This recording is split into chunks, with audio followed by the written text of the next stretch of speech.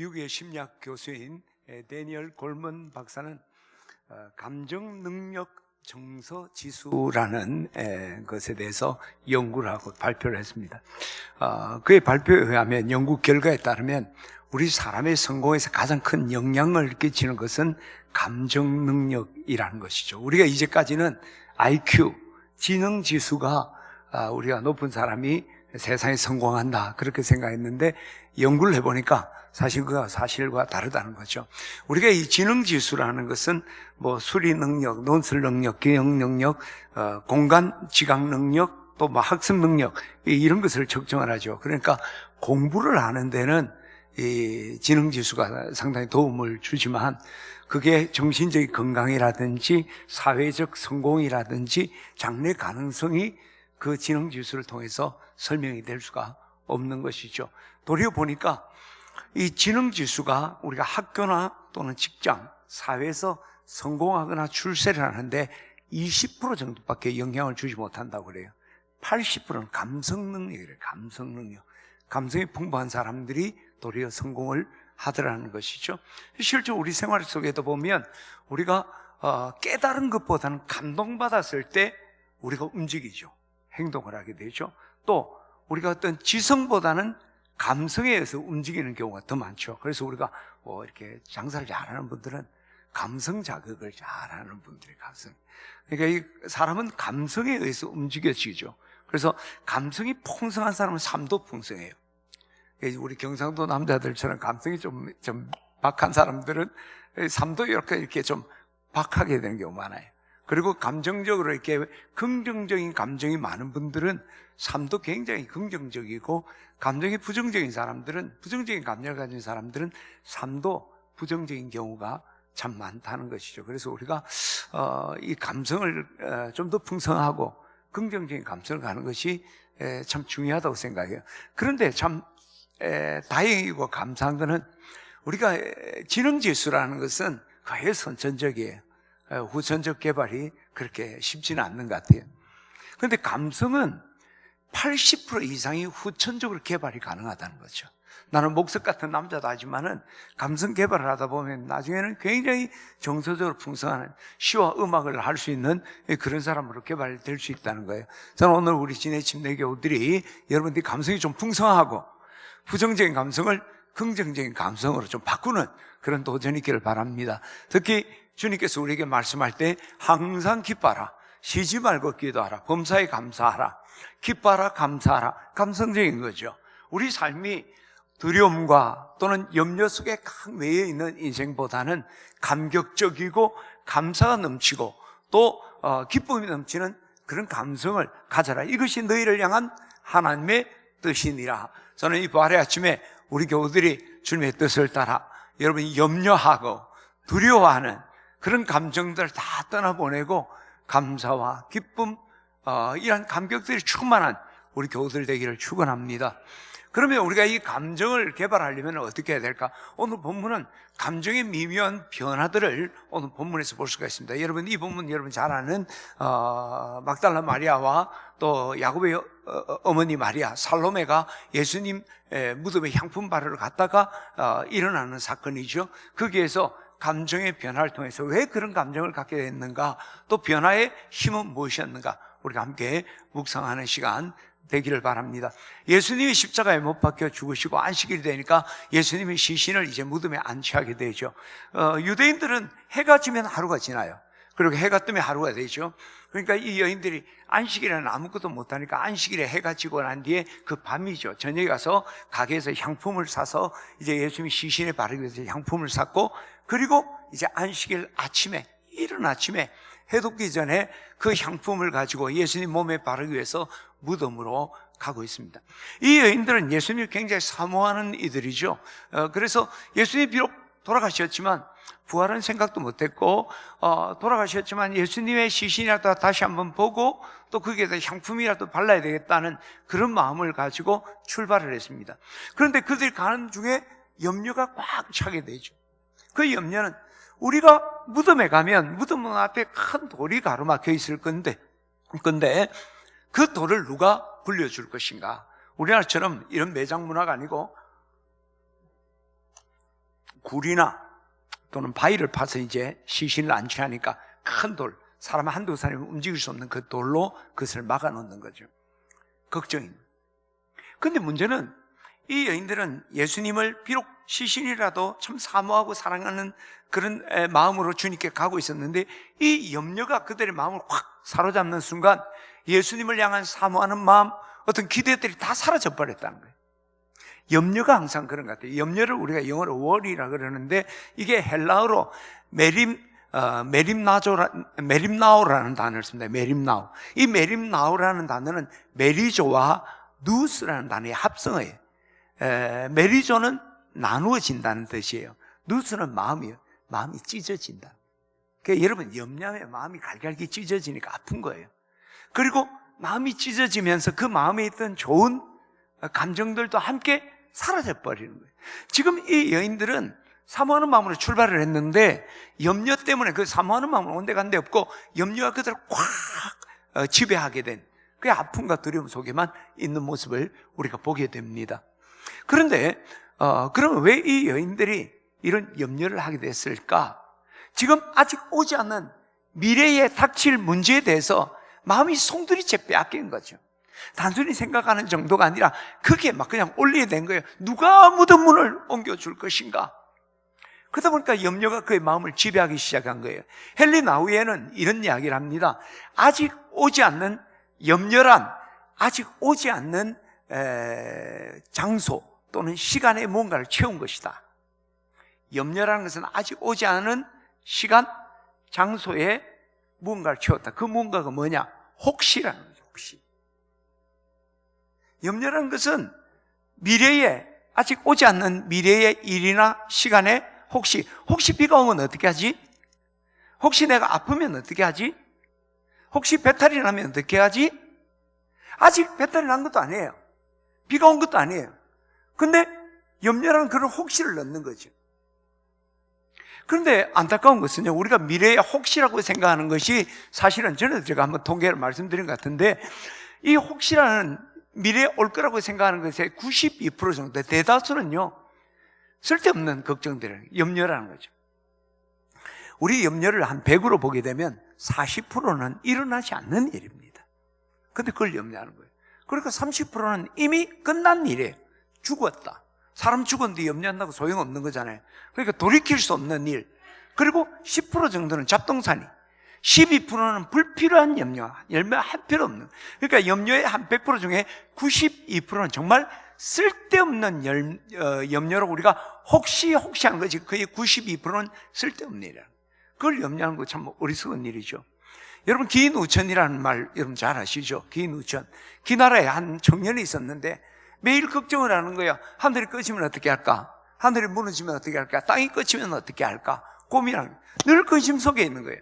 하루는 길을 가다 이 기나라 청년이 이렇게 근심하고 있는 걸 보면서 왜 그렇게 근심을 하느냐, 수심이 가득 찼냐 하니까 하늘이 꺼질까 봐 두려워서 근심하고 있다, 그렇게 이야기해요. 그러자 그 행인이 이때까지 하늘은 무너진 적이 없다, 걱정할 일이 아니다. 그리고 하늘이 무너진다고 우리가 걱정한다고 할 일이 있느냐? 왜 쓸데없는 걱정을 하느냐 하자 청년이 깨닫고 그 자리에 툴툴 털고 일어나는 거예요. 그래서 기인우천이라는 것은 기나라의 사람이 근심한단 말이죠. 하늘을 근심한다는 거죠. 그거를 축약해서 기우라 그러잖아요. 기인우천, 기우가 쓸데없는 걱정을 하는 것을 기우다. 우리가 92% 정도 하늘이 무너질까 걱정하는 것처럼 정말 쓸데없는 걱정에 우리가 시간을 보낸다는 거예요. 정말 염려의 심각한 것은 이 염려가, 아직 오지 않는 것에 대한 염려가 우리의 오늘을 잃어버리게 한다는 거예요. 애가 내리막길로 가면 막 신나게 뛰어가잖아요. 즐겁게 막 뛰어가요. 그럼 엄마들이 뭐라고 해요? 안 돼 하잖아요. 왜? 넘어질까 봐. 넘어지지는 않았어요. 그런데 문제는 내리막에 아이가 재밌게 뛰어간다는 것은 재밌는 일이 있는 거예요. 엄마도 재밌게 뛰어갈 수 있습니다. 그러나 일어나지 않는 일에 염려를 하다 보니까 이 아이와 손을 잡고 재밌게 뛰어나갈 수 있는 오늘의 기쁨을 잃어버린다는 거죠. 수험공생들이 시험 공부를 하면서 떨어지면 어떻게 할까 염려하잖아요. 그래서 몸도 상하고 마음도 상하고 불면증에 시달리고 집중력과 열정 다 잃어버리는 거예요. 도움 받는 거 하나도 없는 거예요. 지금 주어진 이 미래에 올 일에 염려하니까 지금 주어진 것도 내가 제대로 할 수 없을 뿐만 아니라 주어진 축복조차 누리지 못하는, 정말 어리석은 거죠. 저는 오늘 우리가 기억해야 합니다. 미래에 있을 그 일들, 그 일 중에 92% 우리가 염려를 하는데 그 일은 일어나지도 않는 쓸데없는 걱정, 그리고 무엇보다 그 염려들이 오늘에 주어진 축복들을 잃어버리게 하고 또 우리를 다 아프게 하는 거예요. 더더욱이 문제는요, 이 우리가 염려를 하다 보면 내일을 부정적으로 바라보게 됩니다. 염려를 하면 두려움이 생기는 거죠. 두려움이 내일을 어두운 먹구름으로 가려버리는 거예요. 여러분 한번 내일을 염려해 보세요. 그럼 내일에 대한 것에 두려움이 오는 거예요. 그러면 그게 부정적으로 돼버리는 거예요. 아까 감정이 우리가 보는 것에 따라서 그렇게 되는 것처럼 내 감정에 따라서 실존 미래가 그렇게 되는 거예요. 더더욱이 문제는 미래가 두려우니까 가지 않는 거예요. 꼼짝 못하는 거예요. 많은 실패하는 분들이 왜 그렇습니까? 도전하지 못하는 분들이 미래에 대한 부정적인 염려, 두려움이 있기 때문인 거예요. 아직 결혼도 안 했는데 결혼했다가 깨지면 어떻게 하지? 그 결혼할 마음이 안 생기는 거죠. 아직 애인도 없는데 연애하다가 실현당하면 어떻게 하지? 아직 연애를 해보지도 않았는데 미리 그렇게 생각하니까 그 연애가 그냥 어둠으로 보이고, 그리고 그 연애의 자리로 미래를 향해 갈 수 없도록 꼼짝달싹 못하는. 그러니까 우리를 파멸로 이끌어가는 게 염려라는 거예요. 그래서 성경 끊임없이 염려하지 말라고 그러잖아요. 마태복음 6장 34절에 보면 내일 일을 위하여 염려하지 말라. 내일 일은 내일이 염려해라. 오늘 고생 오늘 족하다. 한날의 고생 오늘 우리가 고생하는 걸 족하니까 그 내일 일은 내일. 자, 우리 34절 우리 같이 한번 읽어봅시다. 너무 귀한 말씀이죠. 자, 내일 일을 시작. 그러므로 내일 일을 위하여 염려하지 말라. 내일 일은 내일이 염려할 것이요. 이번에 번역하면서 옛날에는 내일 일은 내일 염려할 것이요 이랬거든요.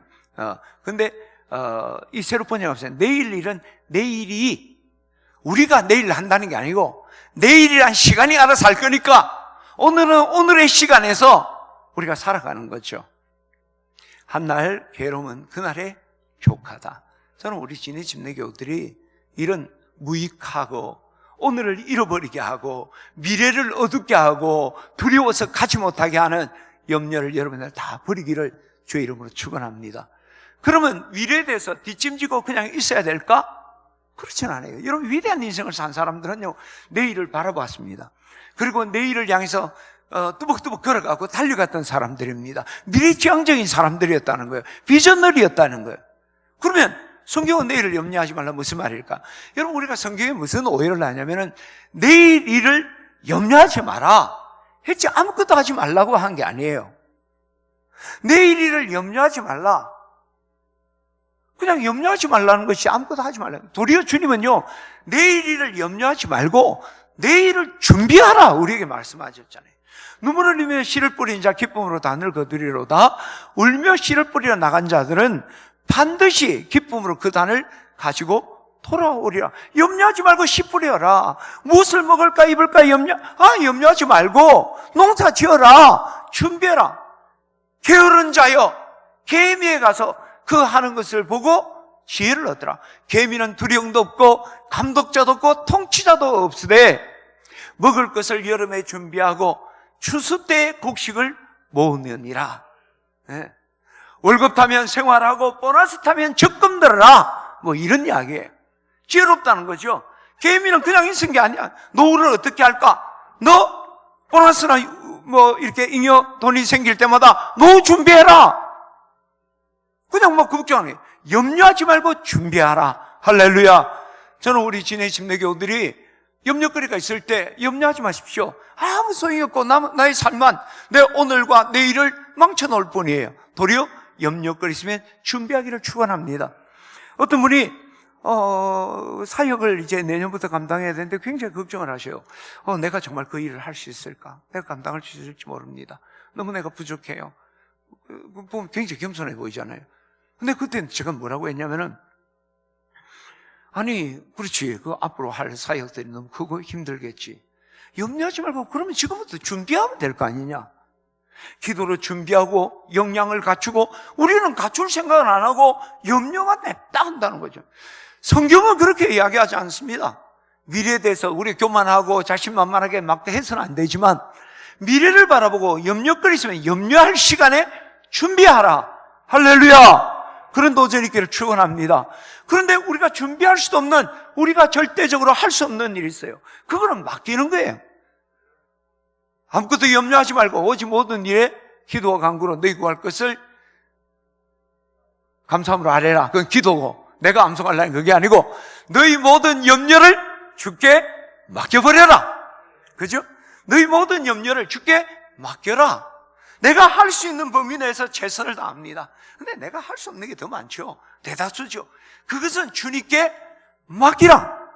사랑하는 성도 여러분, 오늘 우리가 살아가는 염려거리들 많습니다. 이 믿음 좋은 이 여인들도 염려에 꽉 사로잡혀서 주님 사랑하는 마음 다 잃어버리고 마음이 갈갈기 찢어졌어요. 얼마나 어리석어요. 그리고 우리가 이 염려라는 것이 결국 오늘과 내일을 다 잃어버리게 하는 거예요. 우리가 염려보다는 준비해야 됩니다. 내가 그 여인이라면 그 염려보다는 남자 몇 분을 데리고 가든지 포크레인을 끌고 가든지 그러면 되지. 그 염려한다고 뭘 할 수 있냐는 거예요. 아무것도 할 수가 없잖아요. 길을 한 자도 더 할 수가 없다는 것이죠. 자, 이 여인들이 이런 염려 속에 무덤 앞에 나왔어요. 놀라운 일이 일어났습니다. 그토록 염려하던 무덤 앞에 있는 돌이 굴러져 나가 있는 거예요. 여러분, 우리 인생에 이런 일이 정말 기후가 돼버린 거죠. 쓸데없는 걱정했던 거죠. 제가 경남경찰청 이제 경목인데 이제 우리 경찰청장님이 한 번씩 이렇게 이제 부임을 하면 예배 드리고 담소 나누고 식사를 해요.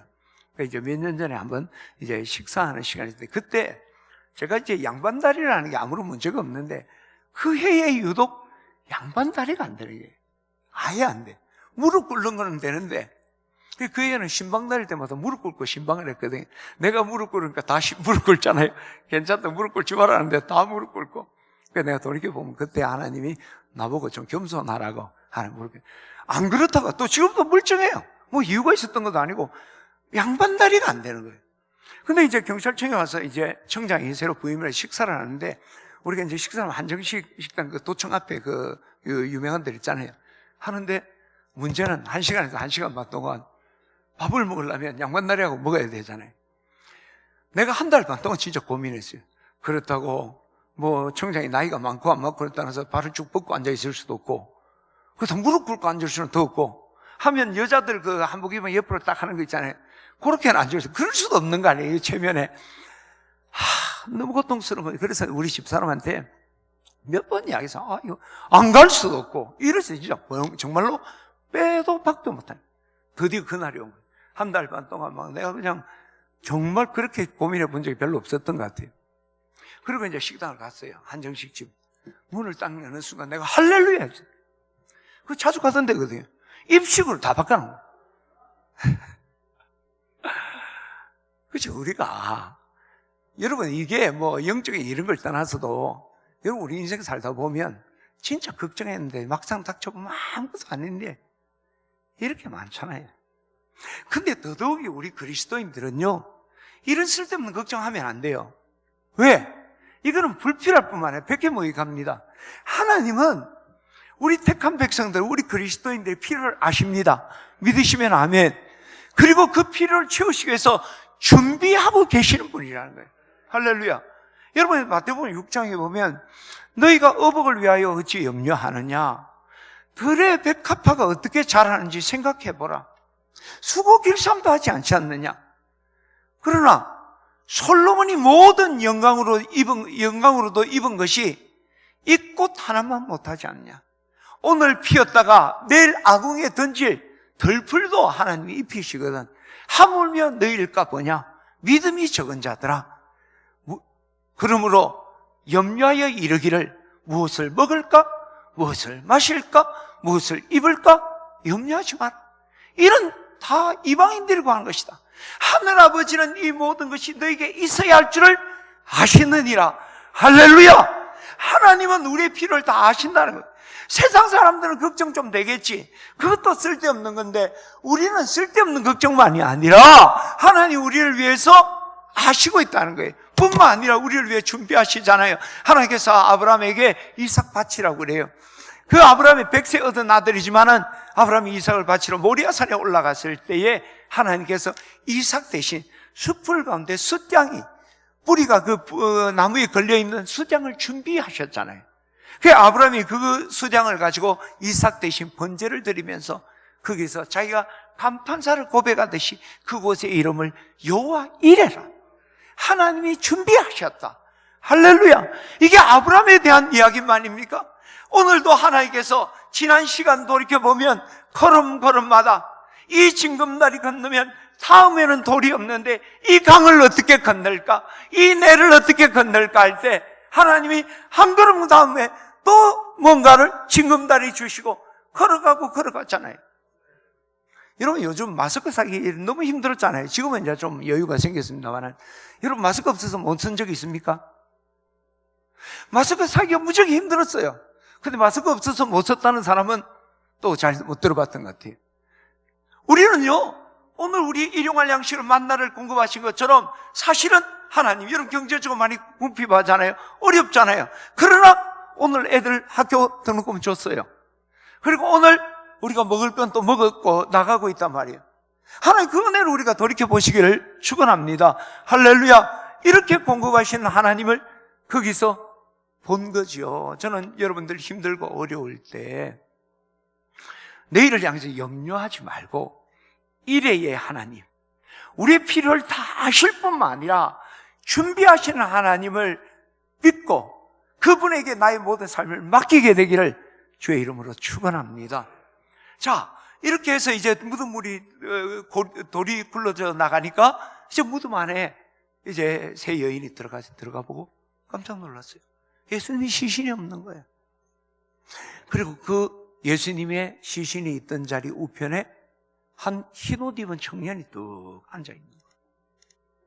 그 성경에 보니까 깜짝 놀랐더래요. 깜짝 놀랐어요. 근데 우리가 이걸 생각하기 전에 우리가 말씀 먼저 우리가 좀 생각해야 될 것은요, 왜 예수님 시신이 없었죠? 천사들은 뭘까? 사실은 예수님이 부활하신 거죠. 부활하신 거죠. 그래서 시신이 없었던 거예요. 여러분, 지금 이 여인들은 돌 때문에 고민했습니다. 그리고 소원은 예수님의 시신의 향품 받아달라고요. 근데 하나님이 준비한 자리는요, 단순히 돌문 굴러주고 향품을 바를 수 있는 자리만 준비한 게 아니라 예수님의 부활을 보게 했다는 거예요. 할렐루야. 여러분, 우리가 기억해야 됩니다. 우리가 살아가는 동안 우리 하나님 나의 필요를 아시고 나를 위해 준비해 주실 뿐만 아니라 항상 내 기대와 예상을 뛰어넘는 것으로 허락하신다. 너는 내게 부르짖으라. 내가 내게 응답하겠고 내가 알지 못하는 크고 비밀한 일을 내게 보이리라. 할렐루야. 하나님은 항상 이렇게 서프라이즈하게 하나님 우리에게 다가오시는 분이에요. 여러분, 염려 걱정이 있을 때 이제 우리가 염려보다는 여호와 이레를 생각하면서 거기에 한 걸음 더 나서 기대하십시오. 하나님이 더 놀라운 일들을 우리에게 예비하신다. 하나님은 내 목마름만 해결하는 게 아니라, 그렇죠, 수가성 우물가의 여인이 목마른 걸 해결하려고 할 때 예수님은 한 잔의 물이 아니라 영원한 생명수를 주신 거예요. 떡을 구하는 사람에게 오늘 배 허기를 채울 그 떡이 아니라 영원한 생명의 떡을 준비하고 있었다는 거예요. 여러분, 이 주님을 기대하시기를 주의 이름으로 축원합니다. 그러나 그것을 보지 못한 이들은 두려면. 근데 지금 이 여인들은 어떻습니까? 가서 주님이 부활을 예비했는데 그 앞에 그것을 보고 놀랐다 그랬어요. 이 5절의 놀람은요, 엑세 담배대산이란 단어를 써요. 엑세 담배대산. 그 뜻은 뭐냐면은 몹시 놀란다, 완전히 압도되었다, 이런 뜻이에요. 기대하지 않는 현상이 일어난 그 앞에 정신을 못 차릴 만큼 놀란 거예요. 경기들 만큼. 근데 이게 우와 놀랍다 뭐 이게 아니고 두려움에 놀라워요. 두려움이 막 은서. 여러분, 부활하신 예수님이 본 거잖아요. 천사를 본 거예요. 근데 왜 두려움이 왔을까? 우리도요, 하나님께서 우리가 간구할 때 우리가 생각하는 그 이상의 것을 우리에게 허락하실 때 우리는 와 할렐루야 보다는 두려움에 빠질 때가 더 많아요. 왜 그랬을까요? 무지 때문입니다. 지금 이 사람들이, 이 세 여인이 이 상황을 정확하게 알지를 못한 거예요. 여러분, 우리가 아무리 좋은 일이라더라도 영문 모르는 일이 생기면요, 이게 부담스러워요. 기쁨보다는 굉장히 부담. 그렇죠? 갑자기 누가 내한테 1,000만 원을 쓰라고 주는 거예요. 무슨 돈인지 모르고. 그럼 여러분 넙죽 받아 쓰겠습니까? 안 그러잖아요, 그죠? 받고 싶은 마음이 좀 있는 것 같은데 이게 무슨 돈인지 불안해서 그거 받을 수가 있겠습니까? 제가 어릴 때 새벽녘에 눈을 뜨면 엄마가 없어요. 그럼 막 울잖아요. 엄마. 근데 엄마는 새벽기도 간 거야. 그 새벽기도해서 또 우리 사택 생활을 했으니까 뭐 바로 옆에 옆방에 간 거지 뭐. 새벽기도 해서 우리를 위해 기도하는데 엄마가 어디 간지 모르면 막 두려움이 막 엄습하는 거예요. 여러분 세상에 제일 무서운 게요, 무지입니다. 모르는 게 약이다 하는데 그건 진짜 무식한 사람들 하는 약이고, 여러분 조금만 생각이 있으면 무지는 불안한 겁니다. 두려워요. 그렇잖아요? 이 코로나 바이러스도 이 원인과 어떤 백신 같은 걸 모르니까 지금 우리에게 두려움이 밀려오는 거죠. 제가 한 10년쯤 됐나요? 애틀란타에 집회가 있어서 가는데 거기서 내가 정말 멘붕 상태에 빠진 게 있어요. 애틀란타에 이제 도착을 했어요. 수화물 찾았습니다. 그리고 세관시구까지 다 끝냈어요. 그리고 이제 비행장을 나가면 그 이제 목사님들하고 교인들 나를 기다리게 돼 있는 거예요. 나가는데 또 한 입구에서 내가 찾은 짐을 다시 붙이라는 거예요. 내가 지금 공항에 도착한 거예요. 환승하는 게 아니고 나는 지금 애틀란타에 온 거예요. 그래서 짐 가지고 나가야 되는데 짐을 다 찾았는데 다시 붙이라는 거예요. 이때 상황이 상당히 난처한, 이거 어떻게 이해가 안 되는 거예요. 분명히 영어로 써놓은 거는 그 내용 맞는 것 같아. 그 몇 번 혹시 내가 잘못했나 이렇게 사진도 다 맞아. 그게 왜 그러냐면은 이게 애틀란타 공항이 허브 공항이잖아요. 요즘 나리타, 우리 인천공항도 크잖아요.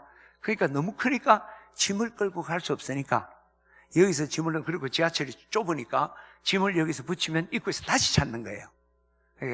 그러니까 이제 짐을 옮겨주는 거예요, 자동으로. 근데 그 시스템을 모르니까 난 비행기 내렸는데 이걸 다시 넣으라니까 항공 시스템을 모르는, 애틀란타 공항의 시스템을 모르는 나에게는 이게 정말 멘붕이지. 이게 정말 넣으라는 것 같은데 넣어갖고 이게 다시 딴 비행기로 가버리면 어떻게 할까? 무지가 이렇게. 제가 한 번은 유럽에 여행 갔다가 이제 돌아올 때, 갈 때가 아니라, 여러분 항공사 오버부킹 한다 그러잖아요. 비행기가 100석 좌석이면 한 105석이나 110석을 예약을 해요. 그럼 취소하는 사람 그 빈자리를 이제 그 사람들로 채우는 거거든요. 안 그러면 예약 100석만 받아놓으면 당일날 취소되면 비행기가 하나 90명 태우고 80명 태우고 가야 되니까 그 오버부킹을 받는 거예요. 근데 어떨 때는 사람들 다 오는 경우가 있단 말이에요. 원래 100석인데 취소가 하나도 없어 한 105명 오게 됩니다. 이때 비행기에서 내리게 하는 거 우리가 범핑이라 이렇게 하는데, 이제 비행기에서 내려야 되는 거예요. 자원회가 내리든지 아니면 추첨해서 강제로 내리는 거예요. 내가 그걸 당했어요. 여러분 유럽에서 그거 당해보세요. 한국이면 설명해갖고 이러는데 기가 막힌 거예요. 이거 내가 어떻게 하나 지금부터 이거 참 기가 막힌 거예요. 근데 옆에 있는 사람들은 잘 됐네 재수 좋네 이러면 그럼 뭐야? 이러니까 이게 오버부킹이 되면 이제 항공사에서 잘못한 거잖아요. 그러면 이제 거기에서 범핑된 사람의 보상을 해주든지 아니면 이코노믹석을 비즈니스석으로 업그레이드도 시켜주고, 하여튼간 시간의 여유가 좀 있고 좀 이 공항 시스템을 아는 사람한테는 이게 좋은 일이에요, 좋은 일. 그래서 이 여행을 많이 한 사람은 오버부킹 됐구나. 그러면 졸제 돈은 이코노믹스 내고 비즈니스 탈 수 있는 거예요. 근데 그걸 모르는 저 같은 경우는 황당한 거죠. 사람 다 같이 여행하는데 내 혼자 이 독일에서 딱 떨어지는데 아는 거는 그때 모르겠 모르는데 이걸 어떻게 무지가 들게. 오늘 이 여인들이 갔는데 모르는 거지. 돌이 왜 굴러져 있는지, 시체는 어디로 갔는지 모르겠는 거예요. 그리고 이 사람, 여러분, 여러분들이 맨하탄에서요, 아는 사람 만나면 기분이 어떨까? 너무 반갑잖아요. 그죠? 전혀 예기치 않는 곳에서 아는 사람을 만나면. 근데, 여러분, 어색한 곳에서 모르는 사람 만나면 어떨까요? 무서워요. 귀신이냐 사람이냐 묻는 게 그 장면이잖아요. 이게 지금 생판 모르는 사람이 무덤에 떡 앉아있는, 그것도 흰 옷 입고, 이게 귀신인지 이게 얼마나 무서웠겠습니까? 상황을 모르니까 이런 두려움이 확 밀려왔던 거예요. 오늘 우리도 하나님이 수없이 많은 은혜들을, 어떨 때는 먹구름 뒤에 무지개 주시기 위해서 먹구름을 먼저 내게 보냈는데 그게 내게 너무 두려운 거예요. 경기에 일어난 거야. 두려워 벌벌 떠는 거예요. 그럼 그 로드맵, 하나님의 은혜를 우리가 다 안다면 별 문제가 없겠죠. 그렇죠? 모르니까 일어나는 거예요. 그런데 여기서 우리가 한 가지 더 생각해야 돼요. 그러면 이 막달라 마리아, 그리고 야고보의 어머니 마리아, 살로메, 정말 충실한 여종들이죠. 예수의 부활에 대해서 몰랐을까요? 알았어요. 예수님이 부활에 대해서 공생애 때 수없이 말을 한 거예요. 이 여인들은 골수분자이기 때문에 그 말씀 많이 들었을 거예요. 근데 왜 몰랐을까? 지금 이 순간 부활을 전혀 생각하지 못하고 두려워했을까? 여러분, 우리가 하나님 말씀하신 거하고 내가 말씀 받는 건 다른 이야기입니다. 주님께서 주신 말씀을 내가 받을 때 그게 내 말씀 되는 거예요. 우리 수없이 하나님 우리에게 약속도 하고 말씀을 하지만 그 말씀을 우리가 받지 않았어요. 그러니까 내게 남지 않고 기억도 안 나고 그 말씀의 능력을 우리가 보지 못하는 거예요. 수많은 성도들이 하나님의 말씀을 듣고 하나님의 약속을 약속을 우리에게 해주심에도 불구하고 그 약속을 받지 않은 거예요. 만일 이 여인들이 부활의 말씀을 받았다면 가지고 있었겠죠? 가지고 있으니까 기억이 났겠죠? 그러면 이 상황을 볼 때 판단이 좀 달라졌겠죠? 명확하게는 안 하지만 반신반의. 그래, 부활 이야기하더니 시신이 없는 거 보니 훔쳐갈 수도 있지만 부활했을 수도 있겠네. 저 사람이 천사일 수도 있겠네. 라는 생각이 들 수 있죠. 그러나 이들은 그 말씀을 받지 못한 거예요. 저는 오늘 우리 교우들도 마찬가지입니다.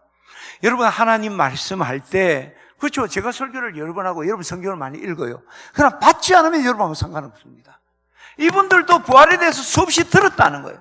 내 말씀으로 받을 때 내게 남고 기억되고 그 말씀이 역사하는 줄 믿습니다. 하나님 주신 말씀, 약속을 받기를 축원합니다. 그 말씀 받는 게 뭐예요? 믿는 거예요. 그 약속을 믿음으로 받는 거를 우리가 말씀 받았다는 거지. 그때 믿음으로 말씀 듣고 믿음으로 약속 들으면 들려요. 가슴에 남아요. 기억되어집니다. 그리고 그 약속이 아직 이루어지지 않지만 그 믿음이 미래에 이루어질 그림을 지금 나에게 보여주는 거예요. 믿음은 바라는 것들의 실상이고 보지 못하는 것들의 증거다. 바보, 바라는 것, 보지 못하는 것. 예. 믿음이 없는 사람은 바보 된다. 그럼 믿음 있는 사람들은 바보가 아니라 바라는 것들의 실상, 보지 못하는 것들의 증거를 얻게 된다는 거예요. 여러분, 하나님의 말씀을 믿음으로 받기를 축원합니다. 하나님의 약속을 믿음으로 받기를 원합니다. 들립니다. 가슴에 남습니다. 뿐만 아니라 그 약속 아직 실현되지 않았지만 그 실현된 그림이 내 눈에 환하게 다가오는 거예요. 그런 믿음이 여러분 가운데 있기를 축원합니다. 자, 이렇게 믿음이 없다 보니까 이 여인들이 시신 가운데 예수님 찾잖아요. 그러니까 그 청년이, 흰 옷 입은 청년이 이야기해요. 두려워 말라. 너희가 십자가에서 못 박힌 나사렛 예수를 찾는구나. 십자가에 못 박힌 나사렛 예수를 찾는구나. 그는 살아나셨다. 여기 계시지 않는다. 보라, 그를 두었던 곳 아니냐. 가서 그의 제자들과 베드로에게 아뢰되 너희들보다 먼저 예수님께서 갈릴리로 가셨는데 내가 그 예수님께서 전에 말씀하던 대로 그 갈릴리에서 예수님을 배우게 되리라 하라. 그때 자 성경 8절을 보죠. 8절. 오늘 누가복 마가복음 16장 8절 우리 같이 한번 읽어볼까요? 시작. 무서워요? 아무 말도 하지 못하더라. 자, 보세요. 여자들이 몹시 놀라 떨었다. 5절에도 놀랐잖아요. 여기서도 놀랐어요. 근데 이 놀라는 거하고 5절에 놀라운 두려움이에요. 근데 여기에 놀라움은 두려움도 있지만 기쁨이에요. 기쁨. 이 병행 구절이 마태복음 28장입니다. 여러분, 이 마태복음 28장 우리 한번 볼까요? 8절이죠. 같이 한번 읽어봅시다. 시작. 그 여자들이 무서움과 큰 기쁨으로 빨리 무덤을 떠나 제자들에게 알리려고 다름질할세. 무서움이 왔는데 이 천사의 이야기를 듣는 순간 무서움을 가졌지만 한편 기쁨을 갖는 거죠. 왜 그랬을까? 왜 염려가, 두려움이 기쁨으로 변화됐을까? 천사들로부터 이 사실에 대해서 정확히 들은 거예요. 정확하게 말하면, 그러면 전에는 못 들었나? 이번 순간에는 그 말씀을 받은 거예요. 믿음으로 받은 거예요. 받으니까 싹 보이기 시작하네. 아, 예수님 부활하셔서 무덤 돌로 굴러갔구나. 예수님 부활했으니까 시신이었구나. 이 사람은 이 이야기를 해주기에 온 천사구나. 한눈에 모든 게 막 촥 드러나기 시작하네. 믿음으로 말씀 받을 때 그런 역사가 일어나는 거예요. 할렐루야. 오늘도 우리 하나님께서 수없이 많은 걸 우리에게 말씀합니다. 하나님은 하나님이 크게 말을 하는 거예요. 정말 우리가 기대하는 것 이상의 걸 말합니다. 그러니까 우리는 놀라는 거예요. 두려워하는 거예요. 그렇지만 우리가 하나님의 말씀과 약속을 믿음으로 받기 시작하면 들리기 시작합니다. 그것이 가슴에 남게 되는 거예요. 또 생각나게 되는 거예요. 그리고 이 약속이 눈앞에 환히 보이는 그런 역사. 오늘 이 여인들이 부활의 약속들, 그 부활의 증거를 들었을 때, 믿음으로 받았을 때 부활, 그것이 믿어지고 보이기 시작하는 거예요. 그러니까 모든 게 해석이 되는 거예요. 그런데 그때 더 놀라운 사실은 이 부활하신 예수님, 그 사실만 믿어진 것이 아니라, 믿음 받을 때 보인 게 아니라 지금 여기 부활하신 예수님이 없어요. 그러나 이 여인들 눈에 그 믿음이, 부활하신 예수님 지금 여기 없네, 그분이 보이기 시작하는 거예요. 그때 너무 놀라운 광경 앞에 두렵지만 한편 기쁨이 넘치기 시작한 거예요. 기쁨이에요. 할렐루야. 믿음으로 우리가 약속을 받고 말씀을 받을 때 말씀이 들려지고 말씀이 가슴에 남고 그 믿음이, 우리가 그 약속이 실현되는 걸 보게 될 때, 그때 진정한 기쁨이. 여러분, 우리의 사람의 감정이라는 것은 보는 것에 따라 달라지는 거예요. 무엇을 보느냐. 아름다운 걸 보면 마음이 좋아지잖아요. 그죠? 더러운 걸 보면 성질 나잖아요. 화나잖아요. 그러니까 여러분, 지금 사람들이 너무 강박해져 하는 게, 여러분 너무 강박한 거 보지 마세요. 뉴스 같은 것도 막 이게 다 편가르기로 이러는데 막 그런 거 보지 말고 좀 행복하고 부드러운 거 보면 마음이 훨씬 편해지죠. 두 재수가 한 감옥에 앉아 있는 거예요. 한 재수는 얼굴이 굉장히 어두워요. 한 재수는 얼굴이 너무 밝아요. 그래서 물어봤습니다. 얼굴이 어두운 밝은 재수에게, 당신은 이 감옥에 있는데 뭐가 그리 좋아서 그렇게 얼굴이 밝냐?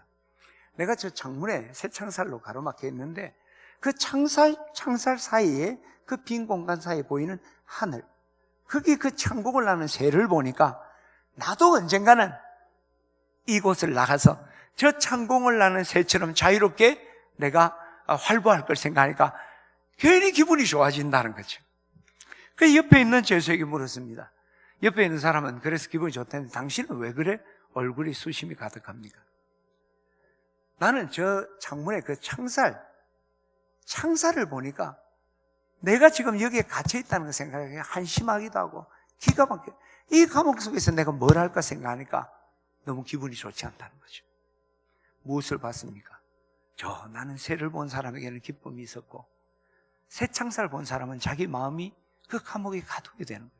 가데스반에서 12정탐꾼이 가나안 정탐을 해요. 다르게 표현하잖아요. 그죠?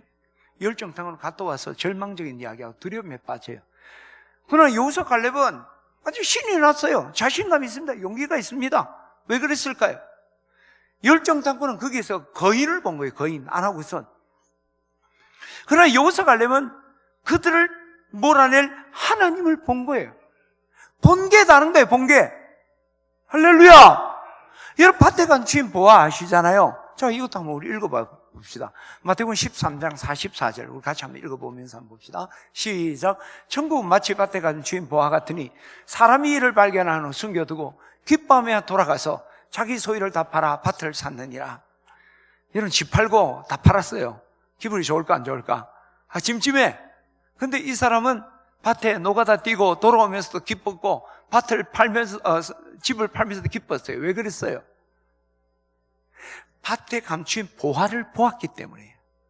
만일 그걸 보지 못하고 있을 거야 하면 집 팔 수 없죠. 본 거예요. 그 밭에 감추인 보화를 보는 순간 그에게는 마음의 기쁨이 흘러 넘치게 돼요. 우리가 무엇을 보느냐에 따른 거예요. 그럼 우리 그리스도인들이 정말 보고 기쁨을 누리시는 건 뭐냐? 그것은 부활하신 예수님 그리고 하나님, 그의 나라를 우리가 보아야 돼요. 그때 우리 기쁨. 그러나 여러분 세상과 세상 사람 보세요. 우리가 세상과 세상 사람 많이 보고 살아가잖아요. 처음에는 우리를 기쁘게 하고 신뢰를 주는 것 같은데 결국 그것은 우리에게 염려와 두려움뿐입니다. 너무 친절한 사람까지도 부담스러운 거예요. 두려운 때가 있죠. 네. 세상과 세상 사람들은 결국 우리에게 염려와 두려움 주는 거예요. 그러나 부활하신 예수님, 하나님과 그의 나라를 바라보면요, 너무 내 마음의 기쁨이 넘치기 시작하는 거죠. 할렐루야. 그런데 따라서 우리가요 정말 바라봐야 될 것은 세상이나 세상 사람, 물질이 아니라 부활하신 예수님 그리고 하나님과 그의 나라를 봐야 돼요. 그때 세상이 줄 수 없는 염려의 두려움 다 떠나고 기쁨이 우리에게 넘칠 줄 믿습니다. 그런데 누가 그 부활하신 주님과 그리고 하나님과 그의 나라를 볼 수 있습니까? 믿음을 가진 사람, 약속을 믿는 사람, 그 하나님 믿는 사람이 하나님이 보이고 부활을 믿는 사람이 부활하신 예수님이 보이는 거예요. 자, 여러분 히브리서 11장을 우리 같이 한번 보도록 하겠습니다. 11장 1절 같이 이건 외우세요. 믿음 없으면 바보가 되고 믿음 있으면 바라는 것들이 실상이 되고 보지 못하는 증거가 되는 거예요. 시작. 믿음은 바라는 것들의 실상이요 보지 않는 것들의 증거니. 자, 믿음이 보지 못한 걸 보게 하는 거예요. 그 믿음으로 보여준 게 뭐예요? 16절 봅시다. 시작. 그들이 이제는 더 나은 본향을 사모하니 곧 하늘에 있는 것이라.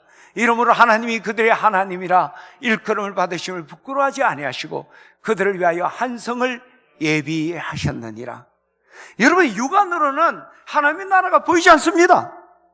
육안으로는 우리가 하나님이 보이지도 볼 수도 없을 뿐만 아니라 부활하신 예수님의 볼 수가 없는 거예요.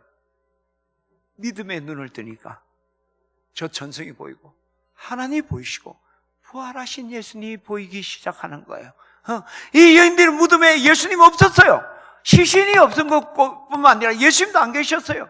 그러나 그 이야기를 믿음으로 받을 때 그는 부활하신 예수님을 마음으로 볼 수가 있었던 거예요. 확신이 오니까 기쁨이 넘치기 시작하니 예수님 부활하셨구나, 예수님 살아계시는구나, 우리의 슬픔이 춤이 되게 하셨구나. 할렐루야. 오늘 우리가 믿음의 눈을 들 때 여러분 이 땅을 살아가는데 힘들고 어려워도 저 본향을 볼 수가 있는 거예요. 믿음이 없으면 세상에 여러분 영안이라는 건 믿음으로 보는 거예요. 믿음의 눈을 들지 않으면 세상의 고통 그대로 보고 돌은 누가 굴려줄까? 사람 만나도 내게 잘하는 사람조차도 의심스럽고 저게 뒤통수 치지는 않을까? 두려움과 염려뿐이에요. 그러나 믿음 가지니까 저 하나님 나라가 보이기 시작합니다. 그 영광이 보이는 거예요.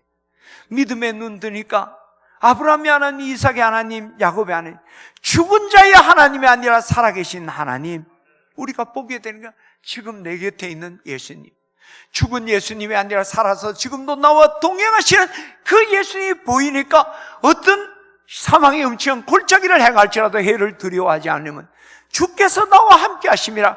그냥 고백이 아니라 믿음의 눈을 들어보니까 나와 함께 지팡이와 막대기로 나를 안위하시는 주님이 보이기 시작하는 거예요.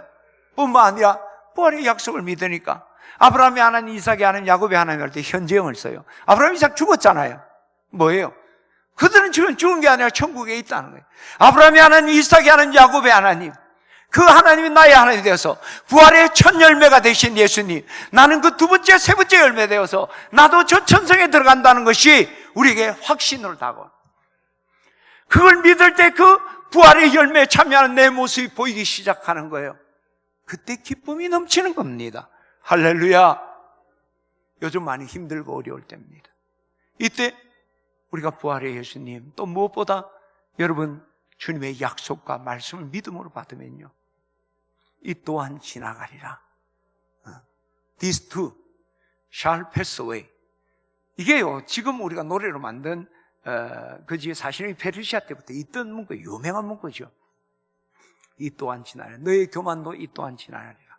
너희 아픔도 이 또한 지나가리라. 이제 찬송으로 바꾼 거죠. 우리 이 찬송 한번 해보면 좋을 것 같아요. 이 또한 지나가리라. 고단한 인생길이죠. 가사 생각하면서요.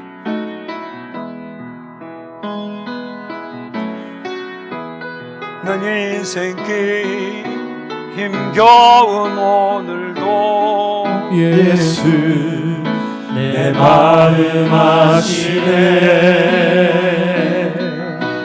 지나간 아픔도 마주할 세상도 예수 내 마음 아시네. 고단한 인생길 힘겨운 오늘도 예수 내 마음 아시네. 지나간 아픔도 마주할 세상도 예수 내 마음 아시네. 믿음의 눈 들어 주를 보리. 이 또한 지나가리라. 아멘. 주어진 내 삶의 시간 속에 주의 뜻 알게 하소서. 믿음의 눈 들어, 믿음의 눈 들어 주를 보리. 이 또한 지나가리라. 주어진 내 삶의 시간 속에 주의 뜻 알게 하소서. 코로나 사태로 경제가 힘들고 내 삶이 가로막혀 있고 건강의 어려움이 내게 있지만 이 또한 지나가리라. 그러나 세상은 그냥 고백할 뿐이에요. 기대일 뿐입니다. 그러나 우리는 약속을 믿습니다. 두려워 말라, 내가 너와 함께함이라. 놀라지 말라, 나는 내 하나님이다. 내가 너를 굳세게 하리라. 참으로 너를 도와주리라. 참으로 나의 의로운 노선으로 너를 붙들리라. 그러므로 그의 나라와 의를 구하라. 그래야 이 모든 것을 너에게 더하리라. 할렐루야. 환난에서 우리를 건지신다는 약속, 그것을 믿음으로 바라볼 때, 믿음의 눈 들고 주를 바라볼 때 내 안에 슬픈 걱정, 염려, 두려움 떠나가고 기쁨이 충만하게 될 줄 믿습니다. 여러분, 이제 믿음의 눈을 들게 되기를 주의 이름으로 축원합니다. 그런데 우리가 이 믿음의 눈을 들 때 정말 우리가 그 믿음의 젖자리에 우리가 믿어야 할 것은 무엇일까요? 그것은 예수님이 부활하셨다는 사실, 그 예수님이 부활의 첫 열매가 되어서 나도 그 부활에 참여한다는 사실입니다. 이 믿음 없이는 우리가 아무리 믿음을 갖다 하더라도 우리가 이 부활에 대한 믿음 없으면 우리의 믿음이 속절없이 무너지는 거예요. 여러분, 고린도서 15장 7절부터 우리 말씀을 같이 한번 보도록 하겠습니다. 고린도서 15장 17절입니다. 시작. 그리스도께서 다시 살아나신 일이 없다면, 부활이 없다면 너희의 믿음도 헛되고, 왜 우리의 믿음은 예수 그리스도의 부활이니까 너희가 여전히 죄 가운데 있을 것이다. 예수님의 십자가는 우리 죄를 떼속했지만 그 십자가가 유효하다는 인감 증명서는 부활이에요. 부활 없는 십자가는 그냥 이미테이션일 뿐입니다. 아무런 의미가 없는 거예요. 십자가와 부활이 함께 가는 거예요. 도장을 찍고 부활을 통해 내가 하나님으로 너희 죄를 대속했다. 죄가 없는 자로 너희 죄를 대속했다. 근데 부활이 없다면, 부활을 믿지 못한다면 우리 여전히 죄 가운데 있는 거죠. 18절 또한 그리스도 안에서 잠자는 자도 망하였으리라. 부활 없으면 예수님 부활하지 못할 뿐만 아니라 우리도 죽으면 끝이에요. 그렇잖아요. 부활이 없는데 죽으면 끝이야. 아무런 소용이 없는 거예요. 믿음이고 뭐 본향을 사모하고 다 필요 없어요. 부활이 없는데 끝난 거잖아요. 19절 시작. 만일 그리스도 안에서 우리 바라는 것이 다만 이 세상 삶뿐이면 모든 사람 가운데 우리가 더욱 불쌍한 자리라. 그렇죠. 우리는 오늘도 코로나 바이러스, 그 무서운 그 바이러스를 뚫고 우리 예배 전하고, 여러분 주를 위해서 기독교만큼 헌신적이고 열정적으로 신앙생활 하는 데 없잖아요. 부활 없으면 세상에 제일 바보 같고 머저리 같고 광신자들은 없어요. 우리 부활을 믿기 때문에, 그러므로 경고하고 흔들리지 말고 오직 주의 일에 더욱 힘쓰는 자들이 되라. 이는 주 안에서 너희 수고가 never 결단코 헛되지 않을 것이다. 할렐루야. 그게 부활장의 결론, 고린도 15장 58절 말씀 아니에요. 우리 부활을 믿기 때문에 우리의 수고가 헛되지 않다는 거죠. 20절 같이 큰 소리를 읽겠습니다. 시작. 그러나 이제 그리스도께서 죽은 자 가운데서 다시 살아나사 잠자는 자들의 첫 열매가 되셨도다. 예수 부활 첫 번째, 두 번째, 세 번째가 있다는 거예요. 내가 그 두 번째, 세 번째가 된다는 약속이에요. 부활이 없다면 나에게도 부활도 없고 저 본향에 사모하는 거 다 의미가 없는 것이죠. 따라서 우리가 믿음에 눈들어서 우리가 주를 보고 하나님 나라를 보게 될 때 그 첫 자리에 우리의 믿음은 예수 그리스도가 죽은 지 3일 만에 부활한 걸 믿는 것입니다. 그리고 그분의 부활은 나의 잠자는 자들의 첫 열매가 되셨다. 나도 그 예수님의 부활에 참여한다. 이 믿음을 갖는 거예요. 이 부활의 믿음을 가진 사람은 두려움이 없어요. 염려가 없습니다. 지금 부활하신 예수님께서 내 필요 아시고 채우시고 넘치게 준비하실 것이다. 할렐루야. 그 믿음 가지니까 또 내 삶에 일어나는 주님의 놀라운 역사들이 다 보이는 거예요. 아, 살아계신 하나님의 일이구나. 그 믿음이 보이는 거죠. 또한 우리는 나도 그 부활에 참여하는 소망으로 천성을 바라봅니다. 그죠? 내가 언젠가 이 세상을 떠난 후에 저 하나님의 나라, 우리의 소망은 여기 이곳에서 받는 뭐 상급이 아니에요. 그날 그곳에서 하나님이 주실 면류관. 우리가 이 믿음을 가질 때, 부활의 믿음을 가질 때 우리가 그 본향을 사모하고 그 부활에 참여하는 그 놀라운 기쁨과 소망이 있을 줄 믿습니다. 여러분 마음과 내 염려와 두려움을 떠나보내고 정말 하나님이 주신 기쁨을 누리기를 원한다면 예수 그리스도 죽은 지 3일 만에 부활하셨을 뿐만 아니라 그 부활은 잠자는 자들의 첫 열매, 나의 부활의 첫 열매가 되셨음을 믿기를 주의 이름으로 축원합니다. 기도하겠습니다.